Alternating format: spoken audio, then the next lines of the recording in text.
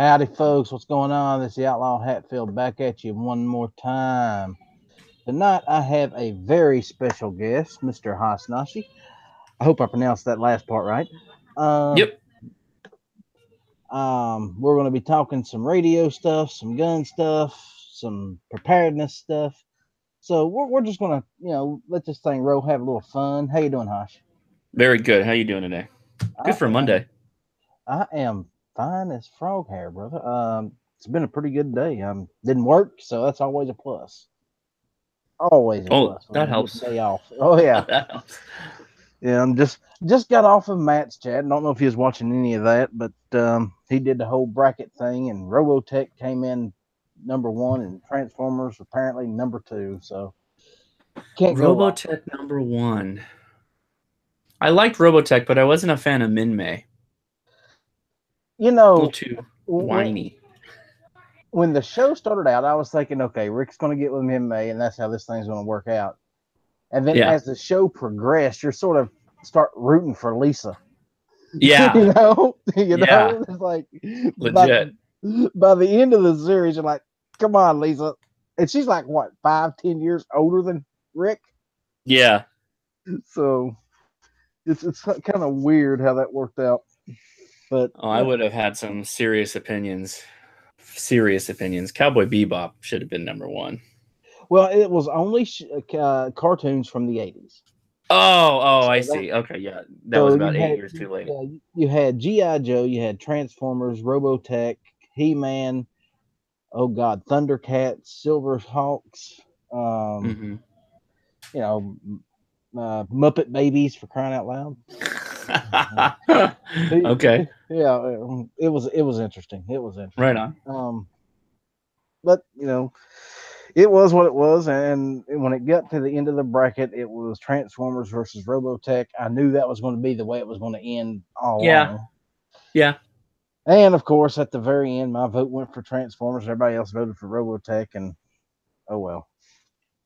Yeah, either one of those is a good call. I think Yep. that's either one of those I'm happy with. If you're talking 80s, Oh yeah. Well, he'd have to do another one that's completely separate for like the 90s, because oh there was yeah, there was some really good stuff out in the 90s. yeah, that'd be too esoteric. Than even that's a huge bracket. Yeah, It's a huge well, bracket. this one was huge. He had a lot going on in that thing tonight. So I'll have to go anyway, back and look. yeah, it's a great little show. Well, I say little; it's 2 hours long, but Yeah, I missed that one. My yeah, kids broke a pipe in the backyard. I had to fix that before starting. I had to run back to the computer, and then I had a haircut, and the hairdresser cut something on the back of my neck. So it's a fine Monday, but just a weird Monday. yeah. Well, well, let's give a shout out. Let's see who's over on the YouTube side first. We got the Crazy Scotsman, of course, he's out there. Gary is hanging around. Vanessa, let's see, and Hosh, you're out there. Two hotties over there. So there's 14 of you watching, but Right I've on. only got I've got 14 watching and 5 or 6 actually saying anything. So Hit that thumbs up, guys. Hit that thumbs up. yeah, thumbs up is always a good thing, and subscribe if you're not subscribed. Hey, Lead Life is out there. Jared's out there. So there you go. Like I said, if you hey Night Wolf, now we got people coming in. Armament Right on. Maxes. Yep. Now we're getting some people showing in. Over on the gun channel side, we had Doug D, Michael G, DTP, Gary. Gary, you're pulling double duty tonight. Moon Food, Hosh, you're still over there, and Jonathan Fiera. So yeah, we got some folks running around. Mm-hmm. I hope you guys enjoyed Matt's show tonight. It was I thought it was good. Little geek chat. There's nothing wrong with that. We're all Yeah, I geeks love here. that. I Hey, love Matt's when he does that stuff. That's great. we are all geeks here. Mm-hmm. And I've got my first thumbs down of the night. I don't know who you are, but thank you very much for the thumbs down. Hey, it counts just as high as thumbs up. It means people are engaged. So Yes, and keep that's all that matters. If you want to Nobody get seems to get that. I always laugh at they. I think everybody's got a troll. That's how you know you made it on YouTube is when you've got people who they historically show up time after time again, and it's the same people because it always happens around the same time, and they give you the thumbs down, and you're like, hey, you're engaged, man. Good work. Hey, if they want to give me a thumbs down, it's still engagement. That's the way YouTube's going to look at it. Thumbs up or thumbs down. And thank you very much. I'll take it. That's it. I ain't going to complain at all. Let's see. Anybody new out there? John Brown Productions. Tina's out there. How you doing, Tina? Well, guys, we are talking to a guy tonight that knows a lot about radio, ham radio specifically, shortwave stuff. Hush, how did you get involved in all that? So I got involved. Well, I was introduced to ham radio in the same way I was introduced to shooting, which came from Boy Scouts. So I was in Boy Scouts, and there was a couple Scoutmasters that were into shooting, and there's a couple Scoutmasters that were into ham radio. And so I got exposure early on to VHF, UHF, handy talkie, radios that you carry around, and you talk to a repeater, which is like a big radio on a mountain, and it takes your signal and amplifies it, kind of thing. And so kind of at the time, I was just not really that, I was kind of nonplussed by it. I was like, this is all right. I knew about it, went on in life, went through college, or went through high school, went through college, graduated, ended up taking a job with an aerospace company, working on some satellite communication stuff. And one of the engineers there, older guy, he was really into it. And he's like, no, he's like, you're the perfect type. You should really think about this kind of stuff. And he, at the time we were working in Anaheim, took me to the ham radio outlet, which is still there in Anaheim. It's one of their, I don't even know how long it's been there, but it's been there for a long time. And the guy who sold me my first radio, which is sitting behind me here, still there today. He actually sold me my last radio that I bought from the ham radio outlet. And ever since then, it was just kind of it was a slow ramp up, as the years went by. And I got my general. So there's different classes of license for those that don't know. There's technician, which is the entry level. There's general, and then there's extra. So I'm a general. When I got my general a couple, 3 or 4 years ago, that's when things really started to take off. And that's kind of my background. I really like those long distance communication type radio stuff. That's my interest, as it were. Now, you talk about long distance communication. You and I have talked about this before. Tell the listeners what you're talking about when you're talking about long distance. So the way radio works is it uses the ionosphere, it uses the layers of the atmosphere, and when you transmit, your RF kind of just flies in all directions, but it flies kind of at a straight line. And what happens is it hits the ionosphere and it bounces. So you're going way away from the planet, bouncing, and then it's coming back down. So you're able to talk around the surface of the Earth almost to the point that you get all the way around, depending on how good propagation is in that particular year or whatever. Case in point, I have a 5-watt radio, which is the same output as this radio, but it operates on HF, high frequency. And I was able to talk from a mountain in Yorba Linda, California to Pennsylvania on 5 watts. And it was voice communication, so it's even harder to do that. And that's pretty good. I was able to use a computer connected to that 5-watt radio, and I was able to get picked up in the Canary Islands, which is also pretty good, particularly given that all of this is based on the sun. The way the way we and our atmosphere works is a reactance to the sun, and we are what's called a solar minimum. It's a 11-year cycle, and we're at the worst place we can be for propagation as far as radio waves are concerned. So that's still pretty damn good that we can get that far out, regardless of the sun propagation, sun cycle. Yeah, we had discussed before about how my dad had put an antenna on top of a mountain in West Virginia. Yeah, and he was talking. Love that in Australia with this thing. Yeah, and that's probably the sun cycle was probably more conducive to that, but absolutely, depending on the time of day, because some of the frequencies and the bands are better during the day, and some of the bands are better at night.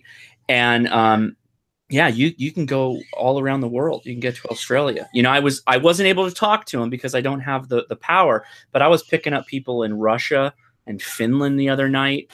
So it's pretty common that you pick up some pretty far off signals. Now, for a budget-minded person, like most of my viewers, I would say, what would you suggest for a beginner to get into this? So I've made a ton of videos about the Baofeng radios. There's two that I recommend, and I just grabbed this one off the shelf. This is the BF F8HP. This is an 8-watt handy talkie, an HT as they call it. This or its older brother, which almost looks identical. It's the UV5R, which has been around forever and ever. The UV5R, I think, is $25 on Amazon. This is a bit more expensive. This is like $60, but you get a bit better battery, a bit better of antenna, and you get the 8 watts versus the 4 watts. And with that, you can generally do about 50 miles, depending on how good your antenna is, which is amazing if you compare that to those little handy talkie, walkie-talkies you buy at Cabela's or Bass Pro or whatever. That kicks the crap out of those things, and you can still talk to repeaters with that. And repeaters like amplify your signal even further. Now, you were talking about having to have a license to actually communicate with ham radio. Yes. Okay. Now, you can actually listen to conversations over ham radio without having a license. Great point. Yes, you can listen to your heart's content. You can buy all the equipment. And in fact, that's what I generally recommend to people is, hey, if you buy this $60 radio and you don't have your license, you don't like it, give it to somebody who will like it and let them be the entry point for them to get in the hobby. But if you do like it, then the sky's the limit. You can go anywhere. You can keep getting more and more license access privileges, buy more expensive radios with greater features. And it's really, they call it a lifetime hobby, kind of like firearms. There's so many different niches within ham radio, much like firearms, that you can spend your entire life just exploring the hobby and getting more involved and more interested in it. Yep, exactly. Now, you're calling it a hobby, but there is a more practical side to it. Yes. And people talk about being prepared, disasters, this sort of thing.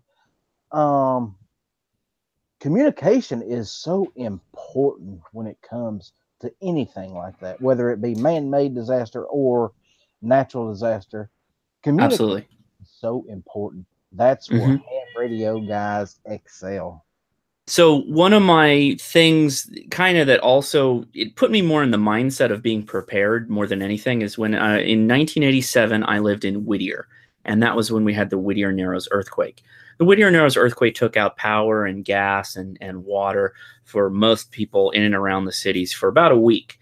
And so you kind of learn pretty quick how quickly, even in an isolated disaster, you could be without basic necessities.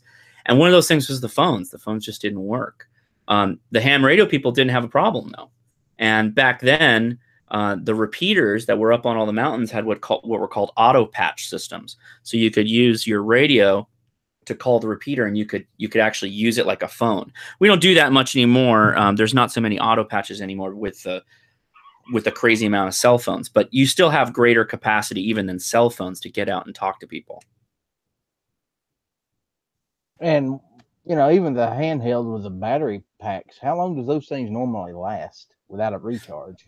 It depends on your usage, obviously. The good thing about the radios most of the time is that they receive for a very long time. They sip power. They don't use that much power.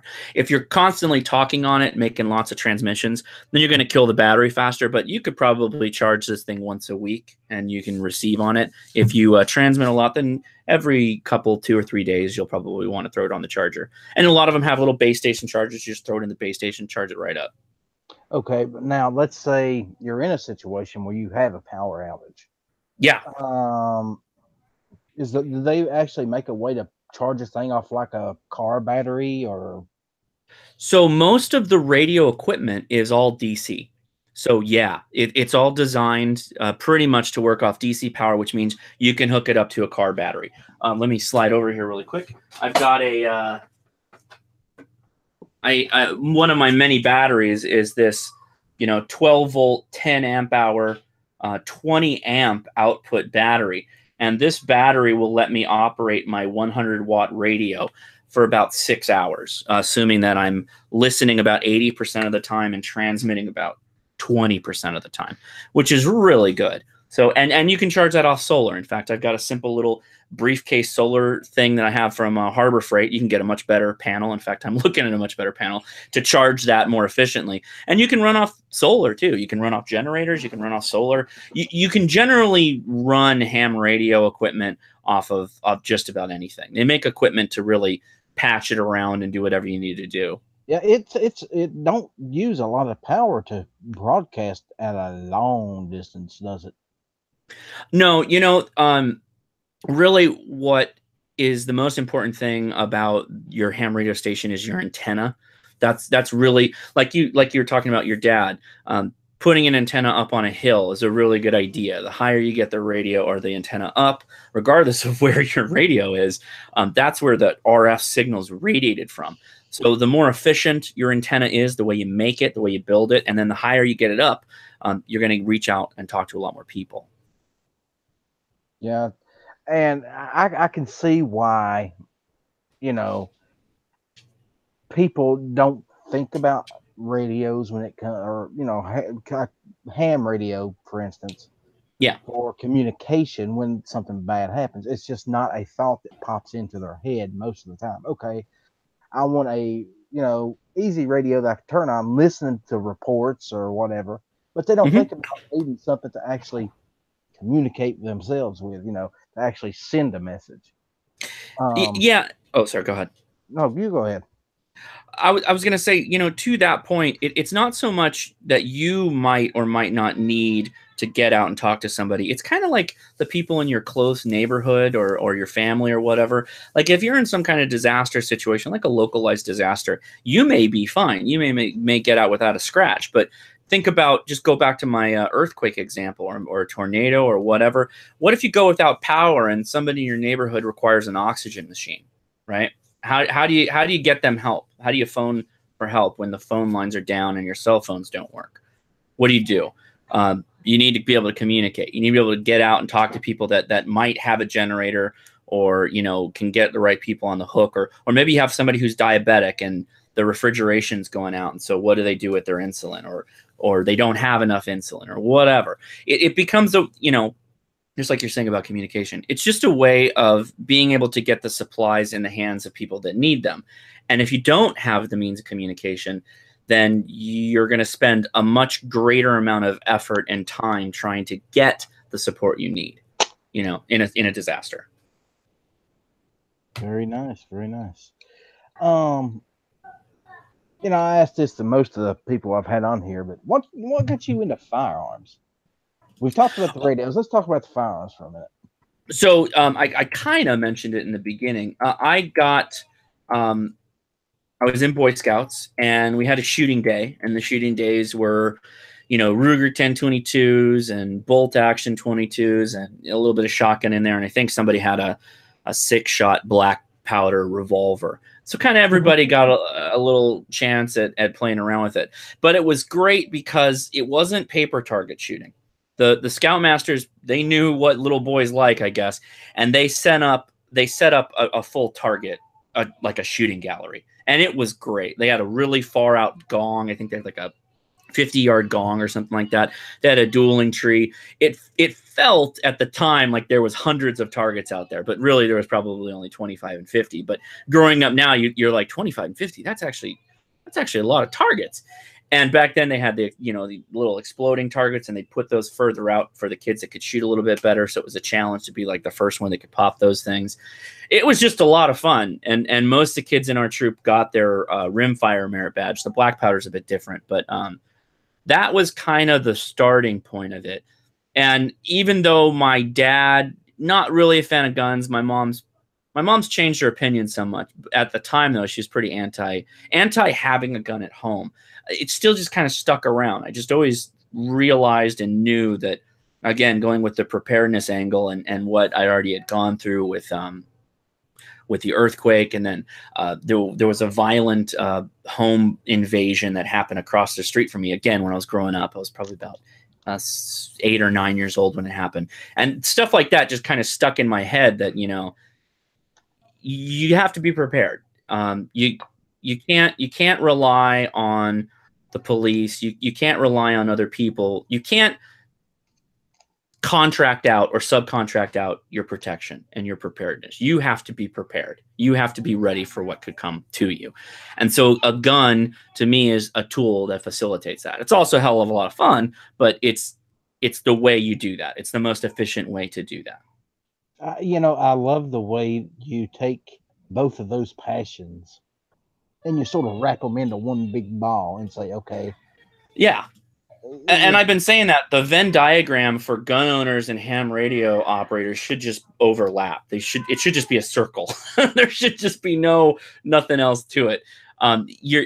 They go hand in hand. They are a part of the same animal, at least from the emergency preparedness side.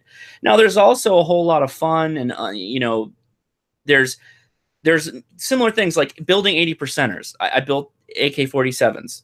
That has a lot in common with building antennas and building radios and stuff like that too. So there's all kinds of stuff that tie in together. You know what I mean? For certain mindsets. Overlaps. So what was the first gun that you ever purchased personally? Remington 870. Good choice. Yeah. Good choice. And I shot that thing. I used to shoot trap and skeet with it with fairly competitive people before I ended up getting my Browning 725. Oh, so you decided to upgrade a little bit, huh? Oh, that's a big upgrade. That's a big upgrade. That's like, that's a whole different playing field. That's a different category altogether. Yeah, we know. I'm kind of jealous about that.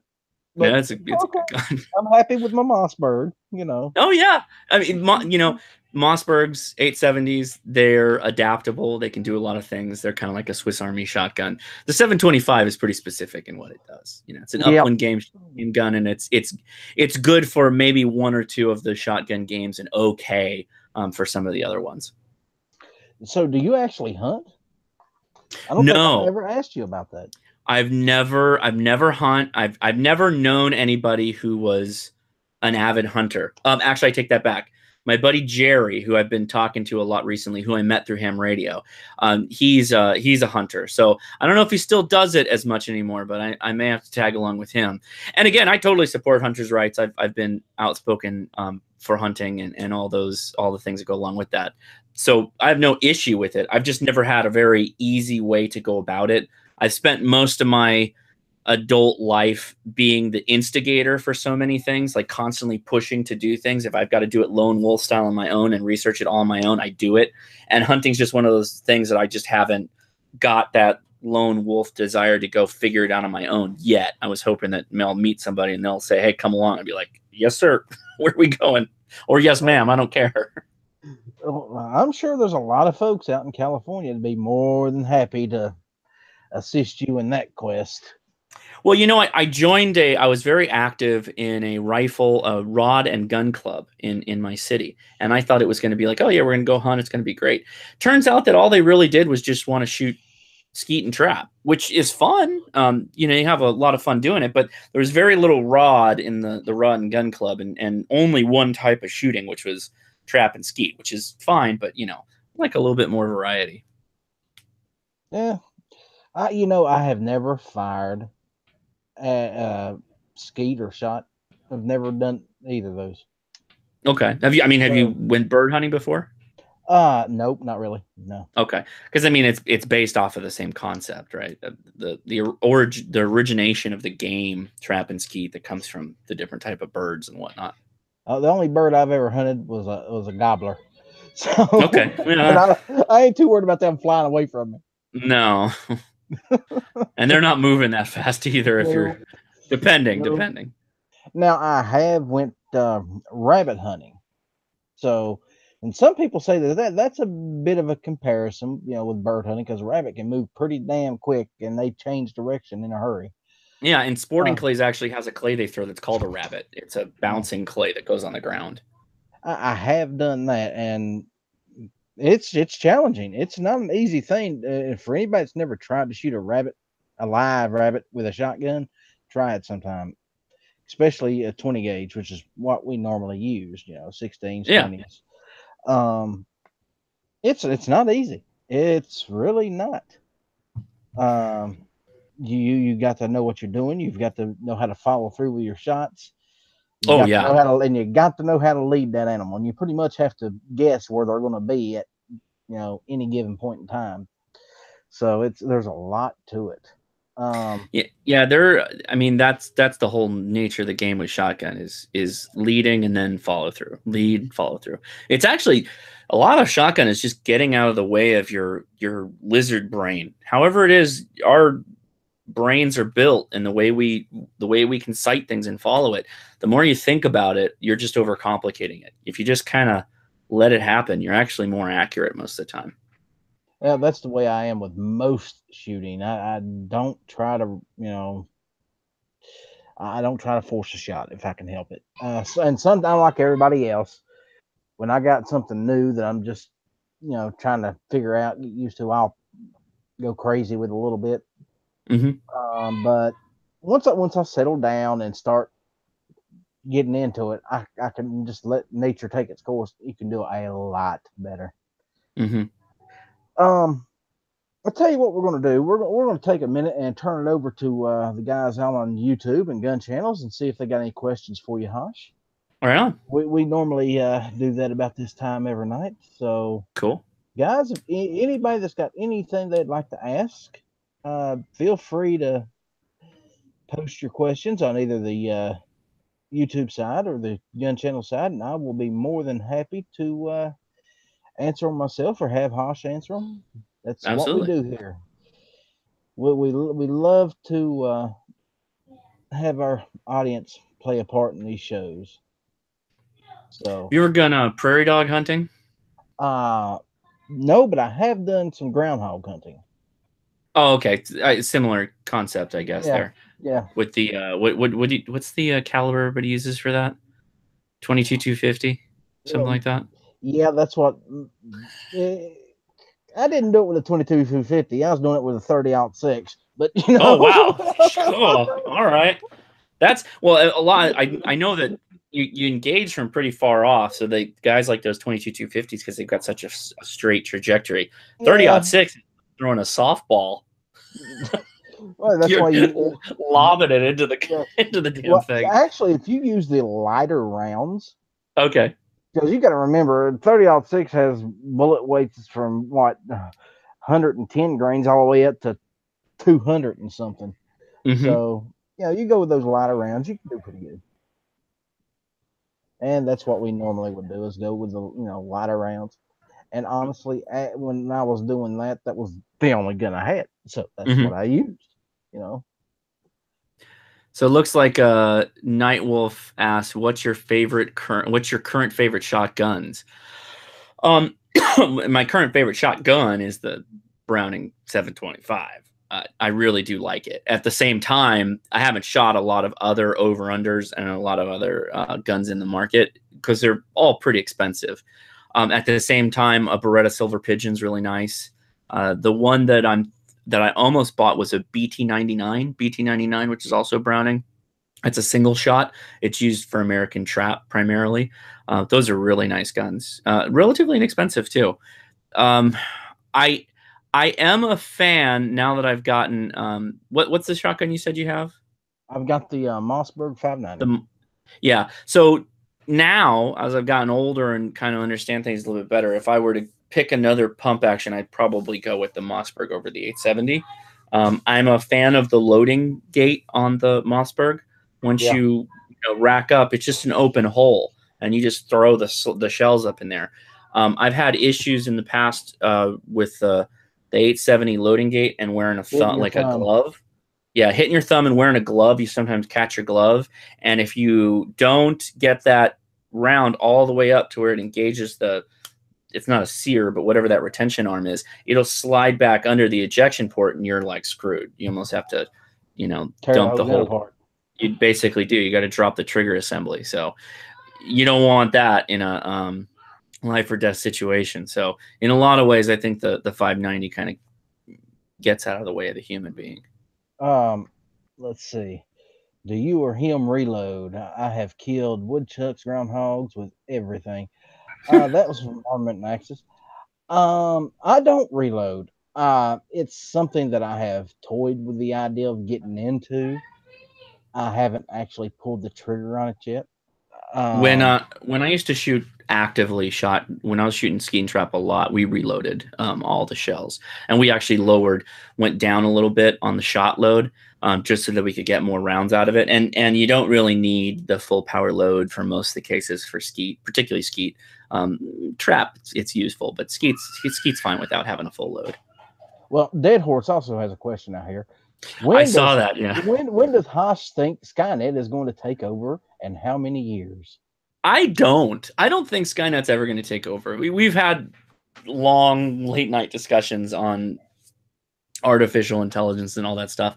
I'm just not convinced artificial intelligence will ever exist in the way we commonly think about it in terms of a science fiction application, like an actual Terminator like artificial intelligence. There is machine learning, and machines can get smarter in doing tasks that we put them up to do, but I don't think they will become sentient in their own or sentient in their own minds. You know what I mean? Minds. That would honestly be a very scary prospect, though, wouldn't it? Yeah. Skynet denier, flat earth denier. I'm all those things. Yeah. Well, I think we all deny. Well, at least most of us that's probably listening to this show is denying the flat Earth. Dead Horse has got all the questions for all the topics that I get wrapped up in. It seems like that's because Dead Horse is like me. He's up late at night when you are, and he's listened to you a lot. Yeah. Let's see. What is it going to take to convince flat dark earthers that Earth is round? Yeah. I don't know. Put them on a rocket and send them up there, I guess. Yeah, because that's the problem is they don't believe in any of the media, any of the scientific quote unquote evidence. They don't believe in any of it. So really, to a flat earther, they have a very what I see is truth kind of thing. So basically, the only thing you can do is put them on a plane and send them up there, or a weather balloon or whatever, like that guy from Red Bull when he jumped out of the balloon. That's high enough that you can see the roundness of the Earth. So, speaking of that, have you ever been up in an airplane or helicopter and tried to do your ham radio communications? I haven't, but I know tons of people who have, and it works very well. You can use this little guy. I believe if you go into a plane and you ask the flight attendant to ask the pilot if you can use a ham radio, oftentimes they'll let you, because the radios don't operate on the same frequencies, so it's not a big deal. And two, the whole thing with your cell phones affecting planes is kind of BS, and they all know it, but a rule's a rule, so they just follow it. So sometimes you'll find a nice one that'll let you do it. Yeah, I can imagine that your signal would be boosted quite a bit at that point. You're not boosting your signal, but the way VHF UHF works is it's line of sight. Part of the reason why VHF and UHF is what this thing operates on: very high frequency and ultra high frequency. Those signals pass through the atmosphere. That's why we use it to talk to satellites. So with VHF UHF, when you're up on a plane and you're kind of shooting your RF out through the window of the plane, it's going to go just everywhere, kind of in a straight line, and it's going to hit whoever can receive you. What breaks down VHF UHF and makes it kind of stop at 50 miles and relatively around that space, depending on how high your antenna is the height to get over the landmarks and the obstructions, buildings and mountains and all that stuff, all affect VHF UHF. Also, around here, with it being relatively flat land for hundreds of miles, with a decent antenna, I could get out there. Yeah, if you could get yourself a 60-foot antenna, like a beam, something that focuses the RF in one direction, you'll easily be able to do 100+ miles. That's amazing. It really is. Particularly when you Sorry about the background noise of my kids screaming, by the way, if Oh that's no, picking that's up on the and mic. I was actually reading a comment out here for a second. I'll get back to that in a minute. Mhm. What was I saying? I done forgot what I was saying. So I guess it wasn't all that important. Armin Naxis here. I see he has a green screen.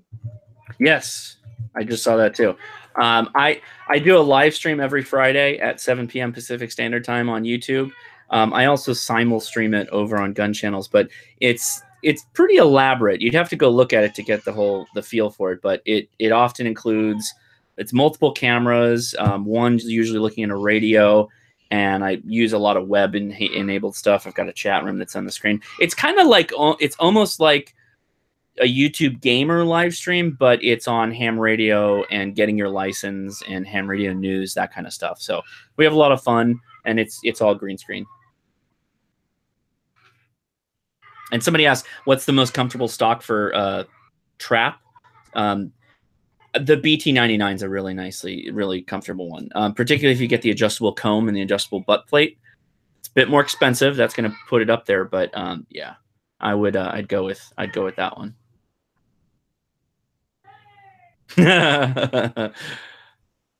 I think I don't have any red in my my little thing that I'm wearing on my head, so I don't have the Japanese flag on my buff that I'm wearing. No, it's simply black and white. It looks to me. Mm-hmm. It's actually got Sasquatch on it. That was one of the reasons I got it. It's got Sasquatch right there. Oh Lord! Think that's See, pretty good. with Dead Horse out in the chat, you don't want to talk too much about Sasquatch. Yeah, he's gonna lose his mind right now. Yeah, you're gonna trigger. He's gonna want one of these. He's gonna be rocking this thing. Yeah, you're gonna trigger a Dead Horse. That's Sasquatch is all it takes. Ask him how you can bounce a signal or talk to someone on the other side of the world with a ham. You just need to have the right antenna, the right height off of the ground. Because again, everything is a band, right? I say VHF, UHF, and HF, but it's the 2-meter band, the 70 centimeter band, the 40-meter band, 20-meter band, and those are all physically the size of the wavelength, right? So if you get your antenna 1/2 wavelength off of the ground, so 20 meters, that would mean 10 meters off the ground. For 40 meters, that would be 20 meters off the ground, right? So the higher up you get your antenna to be more like a half wave or quarter wave, you'll be able to put out the most efficient RF all over the place. And then it's just a matter of finding the right space in the atmosphere that is good at that particular time to bounce it to whatever your final destination is. There is no, we can't make a contact happen to Russia from California. We can, however, be mindful of the conditions and then capitalize on them when they open up and that becomes available. And that's what a lot of people do or try to do. And we predict. Yeah, you talk to somebody at one specific night of the month at a certain spot. If you go back there the next month, chances are it's going to work again. No, not necessarily. It changes. It varies constantly. Now, again, we predict. So again, the lower frequencies, which this is a bit opposite of what you're thinking. The lower frequencies are like 80 meters and 160 meters are better at nighttime. 40 meters is generally good all the time. 20 meters is better at the daytime. So is 10 meters better at the daytime. And that's all just the way that the sun works and the way propagation with the atmosphere works. So how much affect those things like sunspots or? It affects a lot. Yeah. It affects propagation not only for transmitting RF and receiving RF, it also affects GPS-enabled devices. So if we have a big solar storm, for example, it could affect GPS devices and stuff like that. It's a real. I mean, there's conspiracy theorists out there that believe that a solar flare of a given size could have an effect like an EMP and take out a bunch of electronics. And I take it you don't buy into that? Like anything, it's possible. It's kind of like it's possible that an asteroid could strike Earth and take out all life. That is possible. I don't deny that. It's just the likelihood of that is really rare. Again, we would have to be right in the blast zone, and it would almost, and we're moving, right? We're constantly moving. So it's like trying to shoot a bullet through an eye hook that's traveling at 10,000 miles an hour. And you just make it happen. Now your gun's firing really fast. It's the speed of light, but you still are kind of threading the needle when it comes to that kind of stuff. I find the whole ham radio thing just fascinating. I always have, and I guess I get that from my dad because he was, like I said, he was into the CBs and this thing. I don't think he ever got into ham. Everything he done with a CB. Yeah, and there's a lot of. Go ahead. Sorry. There's a lot of difference between ham and CB. Could you go into that a little bit? There isn't, and there actually isn't. So first, it seems like everybody who, well, not everybody, but a lot of people who used to be CBers have now graduated to ham radio. The downside is that once they get their technician license, they don't seem to want to push it to get to general, so that they get access to the really long distance communication. But CB in a nutshell was civilian band, and it gave you access to channels. And the channels were one specific frequency. You could, but you didn't. You couldn't modulate it much. You just operated on that frequency, and that was it. And it was very few frequencies. So depending on where you lived, it could be pretty busy with a lot of people talking smack and just a lot of congestion on the airwaves. Ham radio doesn't work like that per se. It can if you find a repeater that's really popular. Like we have a ton of repeaters in Southern California because Southern California is such a big kind of mecca for ham radio next to Japan. With radio, though, we have access to all the frequency steps within a given frequency band. So in the case in point of 2 meters, 2 meters is 144 megahertz to 146 megahertz. And we have 0.000.000 numbers of frequency hops that we can use within that frequency space. So it's a lot. It's true that we transmit FM frequency modulation, just like kind of like your radio in your car. So the bandwidth is kind of big, but we're able to we can get into all kinds of different frequencies and not really step on each other. It's not private. It's not encrypted, but you're generally pretty good. If your buddies are all licensed, you can hop onto a frequency and just talk simplex, and nobody's really going to mess with you or even find you, really. How many actual frequencies are there with a ham that you know of? Well, you have frequency bands, as I mentioned, right? So you have, just off the top of my head, you have the 2 meter band, the 70 centimeter band, the 22 centimeter band, and then you have 6 meter band, 10 meter band, 15, 20, 17, 30, 40 meters, 80 meters, 160 meters. And then there's a bunch of bands within there. I think there's 29 bands off the top of my head, which is what we currently have allocations for. And that goes all the way into microwaves. We can talk on microwave frequencies, as long as you have the equipment to do that, which is kind of the tricky part. Is that the upgraded antenna for the radio I just got? Maybe. Did you get the little whippy one? Or I don't remember which one you got. This is my Nagoya NA717 antenna. Yeah, it's pretty good. The only problem with this one is if you really tweak it over, it'll bend it permanently, and that's like, eh.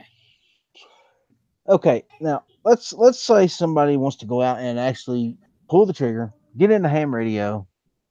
What are the price ranges on those classes, on those tests? I know there's not actually a class, just a test. Yeah, so the test is really, there's just an administration cost, and that's like really just to keep the club being able to provide the test, but they're not supposed to be able to profit on it. So the cost to take the test will cost you anywhere between $10 and $15, and some clubs don't charge anything. So that's pretty good. And I have I think I have a series of 5 or 6 videos. If you go to my channel, which is Hoshnasi, and one of my playlists is getting your technician class license. You can just watch those videos while you follow along with your Android phone or your iPhone, you can download the app and you can take practice tests. And I tell people, once you get to 75% pass rate on those tests, go take the test because you'll pass it. And believe it or not, I know I'm talking a lot of like sciencey stuff. It's really not that hard. And what I'm talking about is probably a class higher than the entry-level stuff. Entry-level stuff is using this guy, a handheld, and being safe and observing, you know, how to kind of be polite on the airwaves is one of the things they try and talk about on the test. It's not hard, though. It's very easy. We got a ham in the chat, Mr. Jixer. I guess he's also a Suzuki rider, but he's a ham, he says. Yep. I just posted thank you. your channel link out there on the Appreciate YouTube that. side. I'm going to post it over here on the gun channel side. Oh, man. Vanessa Kitty says she's 15 miles south of ARRL, which is the American Radio Relay League, is 50 miles from her house, which is like the NRA of radio. I don't think people are they're not as upset with the ARRL as they are with the NRA, though, as gun owners. You know, I think they'd really have to screw up to be that upset with anybody. Yeah. Yeah. The NRA is walking a very fine line these days, I think. Mm-hmm. And now that's something we can get into a little bit if you'd like. We can talk a little about the NRA and your views on them. I don't really have a firm stance either way. I'm currently not a paying member, and it's been that way for a couple of years now. I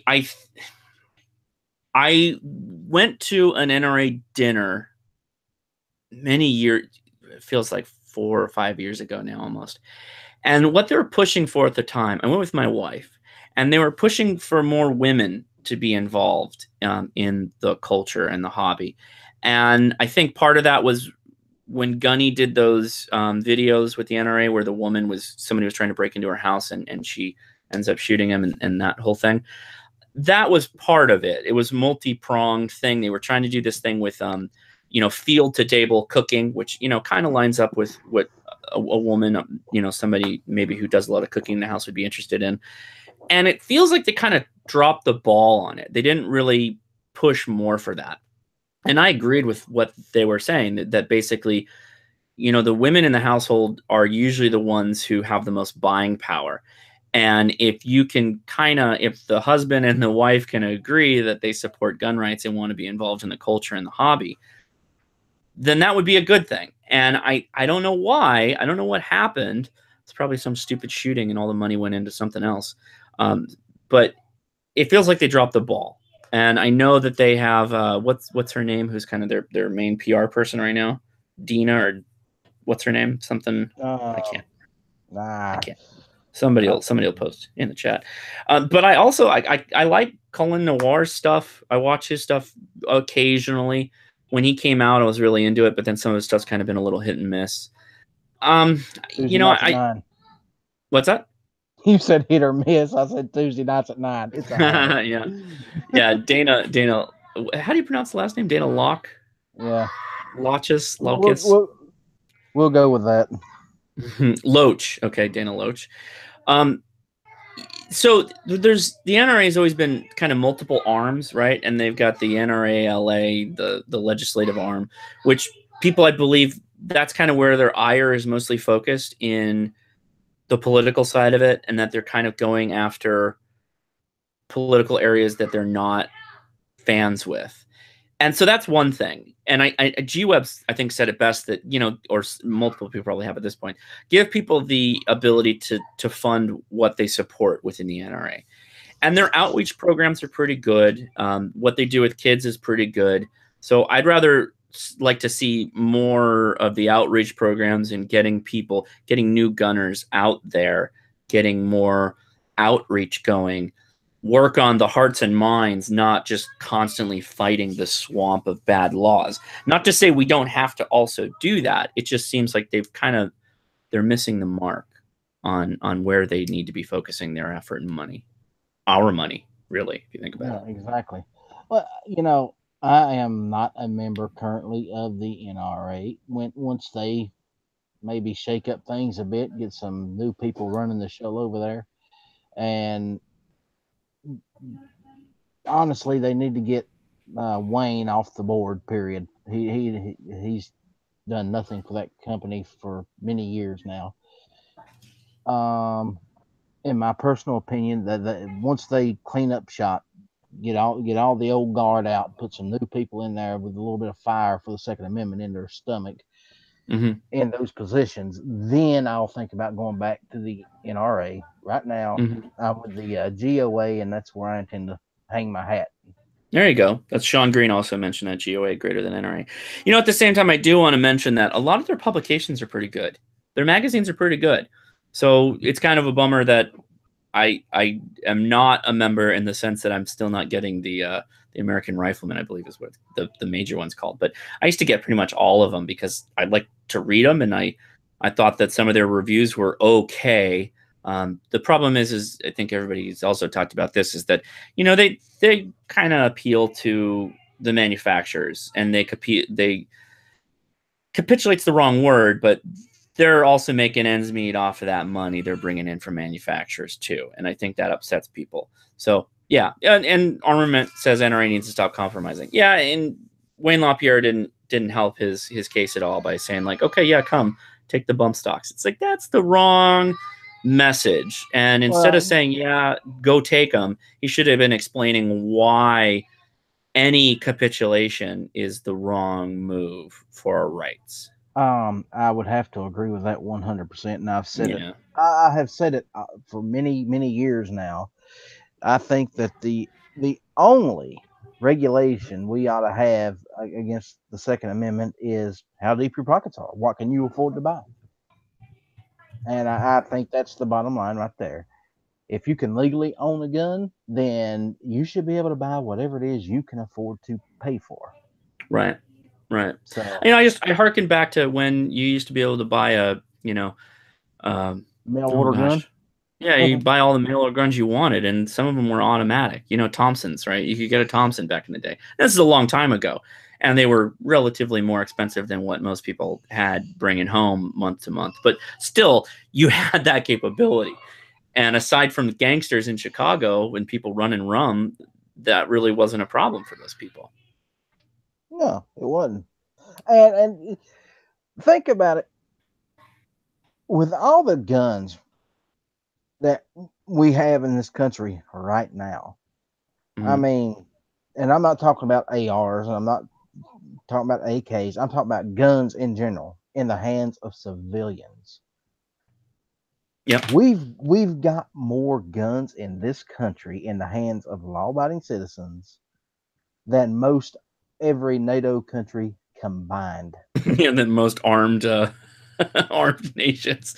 Yeah, yeah, and Um, very few people die once you yeah, remove outliers like suicide and gang fighting. yeah, exactly.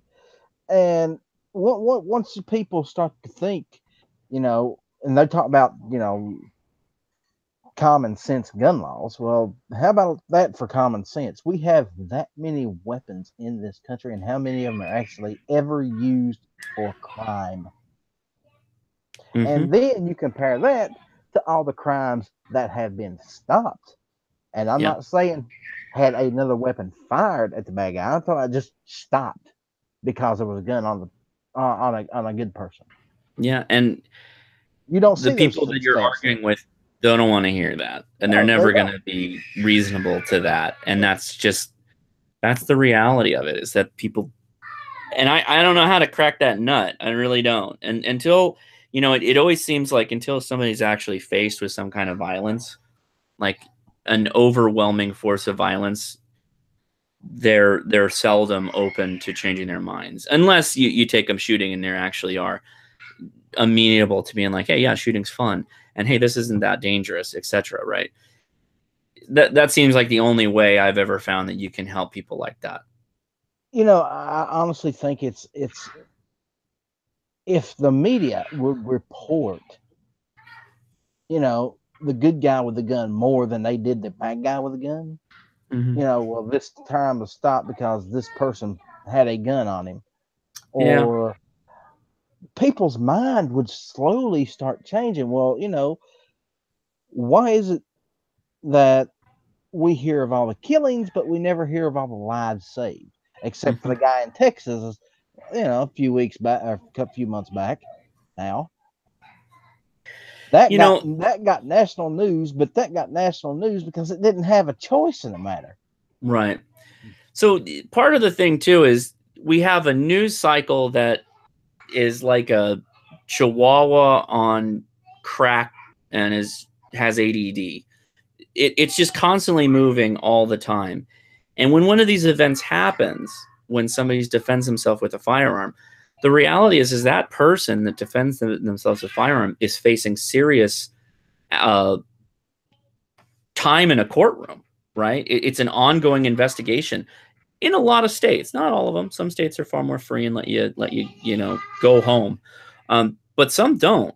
And a lot of times the media can't talk about the good stuff that happens until way later, once the case has been cleared and closed and all that. And by that time, society's moved on, right? So we don't get a lot of the information up front that allows people to actually create a good news story. And regardless of how screwed up our news cycle is, a lot of the news agencies are kind of gun shy when it comes to putting information out there that they might have to then get egg on their face or have to pull a retraction or have to deal with some other news agency calling them out for being wrong. You know what I mean? We got another question out here for you. What is a good app for listening to local police radio? I don't have a good app because they're all kind of a little janky. I think the best thing you can do is go buy a real scanner. That's the best thing you can do. I use something called 50 Radio right now, which is not great. This one's my local. Let's see if it'll actually come in. So it's just pretty simple. There you go. Actually, something's going to come out right now.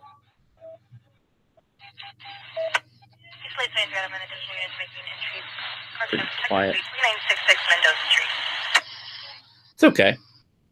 So that's 5-0 radio. Honestly, go buy yourself a scanner if you're interested. Sadly, I guess it's good and bad. A lot of police stations and fire and other entities are going to digital trunking radios, and some of them also have encryption capability. So that means you're going to be spending a little bit more money on a decent scanner.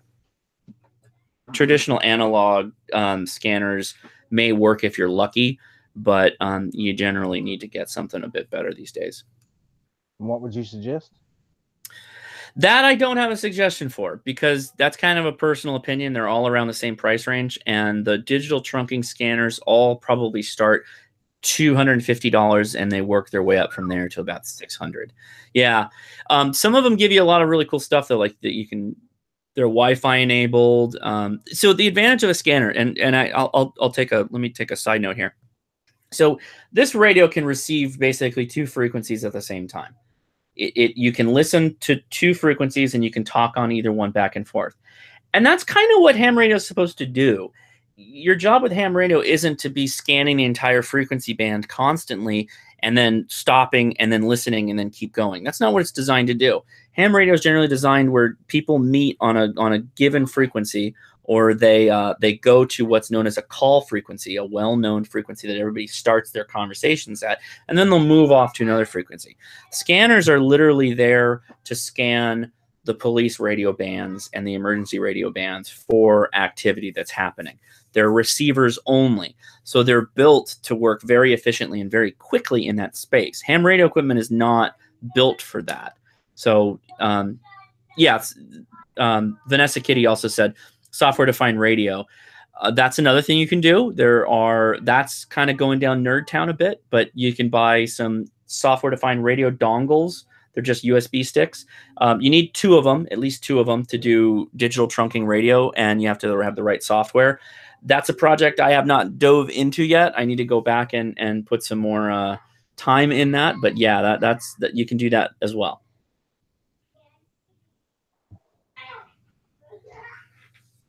So before we get off here, I gotta ask: can we take a look at some of your better radios?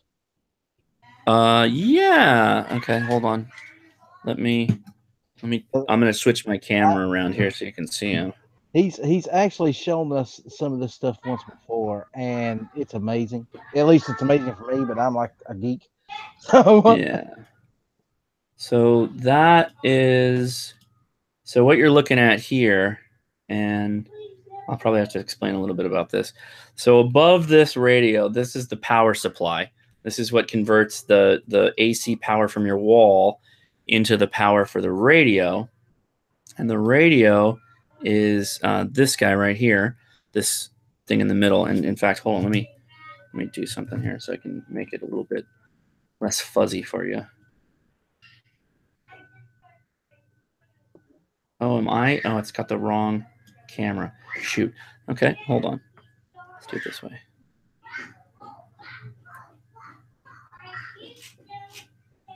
That should help a lot. Okay, so this is an ICOM 7300. It's an all mode, all HF band radio. This is for doing high frequency radio. And this is a software defined radio. There's no analog parts in here. It's basically like a computer that's tied into just performing radio functions. So what I'm doing right now is a digital mode.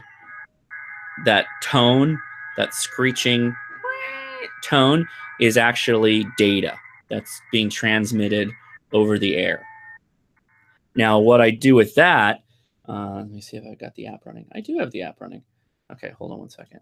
So what I'm doing there is, I'll screen share this.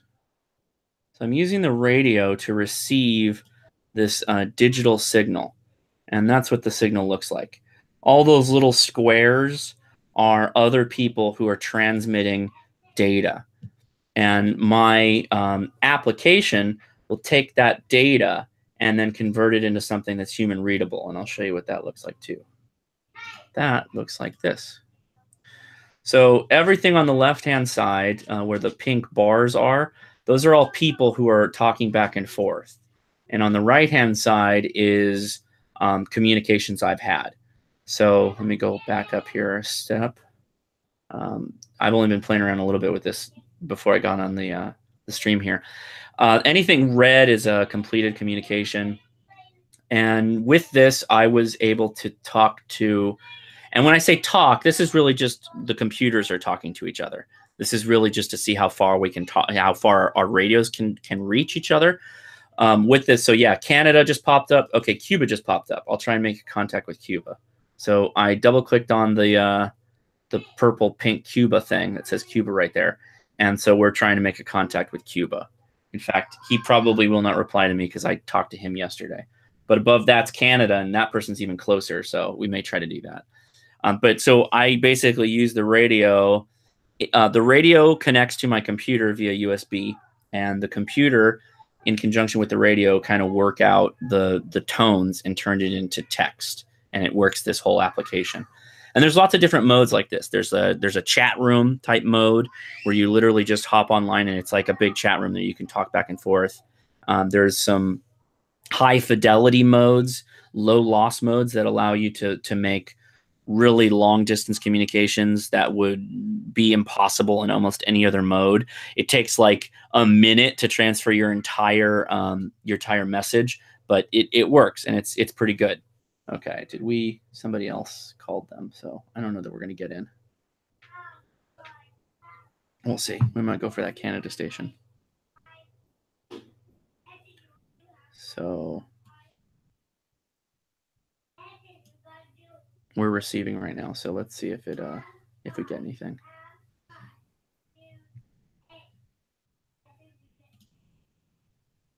Okay, we didn't. So Cuba's still out there. He's kind of way down in the noise, so we'll leave him alone. We'll try and get that Canada station. But anyway, so that's just the digital side of it. I can go back. Let me go back to the radio side. So I'll get off of this for a second. So with this, it's all touch screen. So no more knobs to deal with. Well, you still got knobs because people like knobs, but So now with this, I can use the waterfall. All those little yellow blips and bloops there, those are people talking.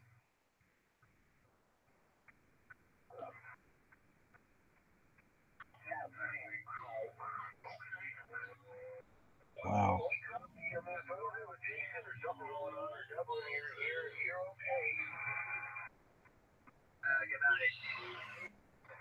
So there's a really powerful station over here though, so we'll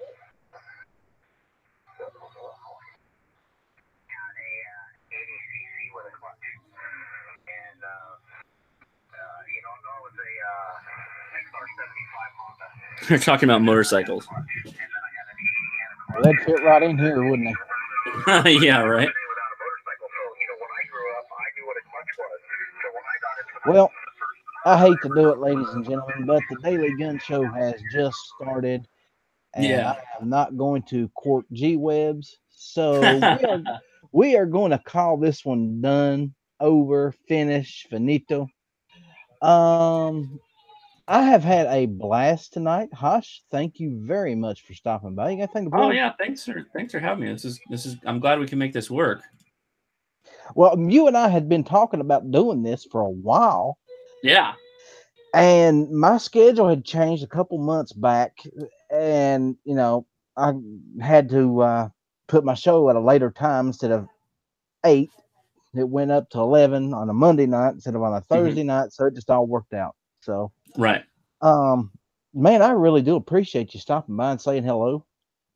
Absolutely, it's a lot of fun. You're welcome back anytime you want to come do another sit down with me. Yeah, thank you. And real quick, Mr. Jixer says, "Screw the radio. I want to see the antennas." I'm actually going to post a video probably tomorrow about me messing around with some of my antenna. I've got an antenna that's giving me a bit of a problem. I didn't mention it, but below the radio is an antenna tuner specifically for that antenna.